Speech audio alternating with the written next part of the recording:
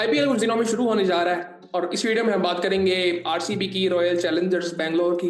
पहले मैं आपको स्क्वाड बताता हूँ, फिर उसके बाद बात करते हैं कि कैसा स्क्वाड है, क्या कॉम्बिनेशन इनका हो सकता है। रजत पतीदार इनके इस साल के कैप्टन होंगे। पिछले साल आई थिंक फैफ डुप्लेसी थे।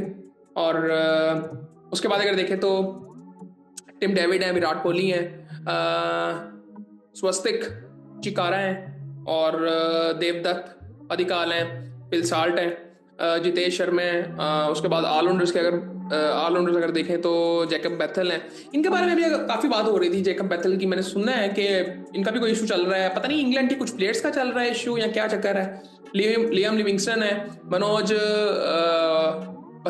दागे हैं, मोहित राठी हैं, रोमारियो शेफर्ड हैं और कृणाल पांड्या हैं। और उसके बाद अगर बॉलर्स को देखें तो अभिनंदन सिंह है, जॉश हेजलवुड है, लुंगी निगिडी हैं, भुवनेश्वर कुमार हैं, रासिक सलाम है, सुयश शर्मा और स्वप्नीत मैंने सुना था पहले, यश दयाल हैं और नोवान तुषार हैं। इनके कंपटीशन की अगर बात करें, मुझे इनके ऑलराउंडर्स अच्छे लग रहे हैं, काफ़ी ज़बरदस्त हैं। रजत पाटीदार हैं तो ये अच्छे बैट्समैन होंगे, तो जाहिर बात है इनको बनाया गया कैप्टन। इनको मैंने देखा है 1-2 सालों में, लेकिन अभी मुझे इनकी खास इतनी परफॉर्मेंस याद नहीं है एग्जैक्टली। अब मैंने इनका नाम सुना मुझे लग रहा है कि मैंने इनको देखा हुआ है। और टिम डेविड है, सबको पता है कि वो क्या कर सकता है। विराट कोहली है, जबरदस्त, फिल सॉल्ट। अब यहाँ पे I think top order better है, तो रजत पाटीदार ओपन कौन करेगा इनके लिए? जितेश शर्मा, फिल सॉल्ट तो करेगा ओपन इनके साथ, और उनके साथ कौन करेगा ओपन? कृणाल पांड्या, मेरे ख्याल से इनका कैप्टन ही करेगा रजत पाटीदार, या विराट कोहली हो सकता है। विराट कोहली भी हो सकता है, इन तीनों में से कोई कैप्टन ओपनिंग करेगा, कोई वन डाउन आ जाएगा। तो ये टॉप तीनों ये हो गए। उसके बाद अगर मैं इनके देखता हूँ ऑलराउंडर, जेकब बैथल अगर ये हुआ तो मे भी ये खेलेगा मेरे ख्याल से। लियम लिविंगस्टन है, ये भी मेरे ख्याल से खेलेगा। अब मैक्सवेल नहीं है इस टीम में जो कि पहले था। मोहित राठी है, मनोज बांधागे है, रोमारियो शेफर्ड है, कृणाल पांड्या भी खेलेगा, ये भी अच्छा है। आई थिंक अगर मैं देखूँ ना, इनका भी मुझे लगता है कॉम्बिनेशन वही बनेगा कि 2-3 प्रॉपर बैट्समैन, बाकी ऑलराउंडर्स। और फिर उसके बाद अगर इनके बॉलर्स देखें तो हेजलवुड तो खेलेगा फिर अगर खेल रहा है तो। अच्छा, हेजलवुड को मोस्टली यार दुनिया देखती है उसको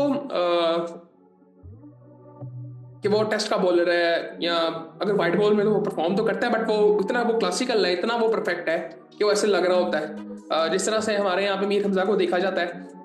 बट ऐसा है नहीं, होता नहीं है ऐसे। आई थिंक मौका देना चाहिए। बाकी आई थिंक इनमें अगर देखें तो भुवनेश्वर कुमार है, ये भी खेलेगा, हेजलवुड भी खेलेगा, लुंगी निगिडी है। राइट आर्म मीडियम फास्ट है, वो लेफ्ट आर्म मीडियम फास्ट है। फास्ट बॉलर्स इन्होंने काफ़ी डाले हैं। आई थिंक मुझे ये देखने वाला होगा। मुझे वैसे मैं ओवरऑल अगर बात करूँ ना, मुझे इतनी स्ट्रॉन्ग टीम लग नहीं रही। उसकी वजह मैं आपको बताता हूँ कि इनका ना कुछ मसला रहता है कि अगर मैं आरसीबी की कभी भी टीम को देखूँ ना, इनमें बहुत बड़े बड़े नाम रहे हैं। Chris Gayle, AB de Villiers, Watson भी आई थिंक खेले हैं वहीं से, Maxwell, Virat Kohli. So I think वो ओवरऑल हमेशा से बोल रहा है। इस दफा कोई इतने बड़े नाम है नहीं। ये विराट कोहली को अगर हम देखें तो बस वही है, उस लेवल का कोई भी आई थिंक नाम नहीं है। बाकी आई थिंक इनका अब देखने वाला होगा। कई दफा ये चीज़ आपके लिए काम कर भी जाती है, बट आई थिंक ओवरऑल अगर मैं देखूँ तो देखते हैं कि ये कैसा परफॉर्म करती है टीम, क्या कंपटीशन ये बनाती है। इनका भी ऐसे होगा कि कुछ नए खिलाड़ी इनके होंगे जो देखने वाले होंगे। पिछले कुछ सालों में ऐसा हो रहा था कि काफ़ी इनके नए नजर आ रहे थे, बट ऐसा कोई इंप्रेसिव मुझे कोई याद नहीं आ रहा कि जिसके बारे में मैं बात करूं कि बहुत ज़बरदस्त था। हालांकि पिछले साल आई थिंक टॉप स्कोरर मेरे ख्याल से विराट कोहली थे, 800 कुछ रन्स थे उनके। क्योंकि पिछली दफ़ा भी उनकी काफ़ी बातें हो रही थी कि परफॉर्मेंस उनकी कैसे अच्छी नहीं है, लेकिन उन्होंने परफॉर्म किया था ओवरऑल आई थिंक। और एक बड़ी ज़बरदस्त बात, एक पता नहीं इन्होंने कहीं कहा था, विराट कोहली ने भी रिसेंटली कहीं पे कहा है कि शायद मैं अपनी रिटायरमेंट T20 से वापस ले भी लूँ। उसकी एक कंडीशन उन्होंने कही थी कि अगर इंडिया की टीम जो है वो क्वालिफाई कर जाए, क्या नाम है उसका, ओलंपिक्स के फाइनल के लिए। ओलंपिक्स में भी आपको पता होगा कि आने वाले टाइम में क्रिकेट होगी। उसमें अगर इंडिया क्वालिफाई कर जाए फाइनल के लिए तो शायद मैं कर दूँ। शायद उन्होंने मेरे ख्याल से मजाक की मोड में ही कहा था, वो इतना सीरियसली नहीं उन्होंने कहा था वो चीज़। बाकी आई थिंक डिसेंट है टीम।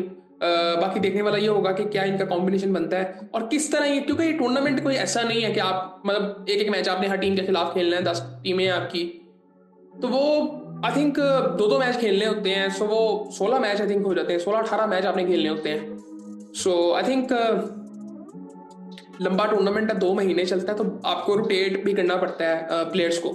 सो बाकी ये देखते हैं कि किस तरह ये लेके चलते हैं। आई थिंक ये इवेंट ही 2 महीने का होता है, कई दफा ना इंसान बोर भी हो जाता है। पिछली दफा मुझे लग रहा है कि मुझे थोड़ा सा फील हुआ था कि यार बहुत लंबा हो गया अब ये टूर्नामेंट, और इस दफा भी फॉलो करना है। तो आई थिंक पिछली दफा पता नहीं किया था कि नहीं, पिछली दफा आई थिंक ये नहीं किया था हमने फॉलो। मैं कहीं पे कर रहा था, लेकिन यहाँ पे मैंने स्पेशली इस प्लेटफॉर्म पे नहीं किया था। बट आई थिंक लंबा तो टूर्नामेंट ही होगा, बीच में इंटरेस्ट आएगा उसका पीएसएल का भी, वो भी आई थिंक साथ देख के हम चलेंगे उसको भी। और बाकी आई थिंक आप लोग बताएं आपको ये कॉम्पिटिशन इसका कैसा लग रहा है। मुझे डिसेंट लग रहा है, बट आई थिंक 2-3 टीमें बड़ी स्ट्रॉन्ग लगी हैं, कलकत्ता की, मुंबई इंडियंस की टीम, चेन्नई की भी डिसेंट है।